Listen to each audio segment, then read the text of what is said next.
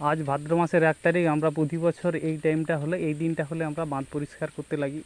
তো 1 তারিখ এবছর লেগেছি রবিবার বলে, নাহলে প্রতি বছর ভাদ্র মাসের রবিবার হলে দেখে একটা প্রথম রবিবার আমরা বাঁধ পরিষ্কার করি।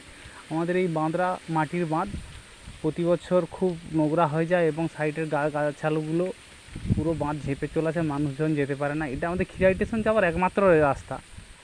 এই যে সেই খিরাই, যেটা ওই ফুলের মেলা হয় যেখানে, ওই খিরাই এটা অনেকেই জানো অনেকেই জানো না, তাই বললাম।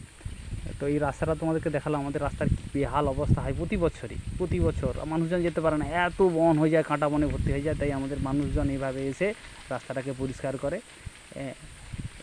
এই সাইডটা তো এই সাইডটা বেশি হয়, তো ওই দিকটা একটু কম হয়। এই সাইডটার বন দেখেছি, অবস্থা দেখেছি যে পরিষ্কার করেছে। কীভাবে নোংরা হয়েছিল, একদম পুরো এই দেখো কেটে সাইডে সব আগাছাগুলো ফেলে দিয়েছে। নাহলে আমরা যেতে পারি না, এমন বন হয়ে যায়। চাষের জমিতে যাওয়া মানুষজন আসা একা, সাপের ভয়। তাছাড়া দিনের বেলায় দেখবে আরও জীবজন্তু সব ঘুরে বেড়াচ্ছে, খুব ভয়। আমরা গ্রামের সব মানুষ মিলে, সব মেয়ে ছেলে লোক সবাই মিলে আমরা এই বাঁধ পরিষ্কার করি প্রতি বছর। তো আমার ভিডিওটা কেমন লাগলো তোমাদের কাছে বলবে অবশ্য, তোমরাও কি এভাবে বাঁধ পরিষ্কার করো?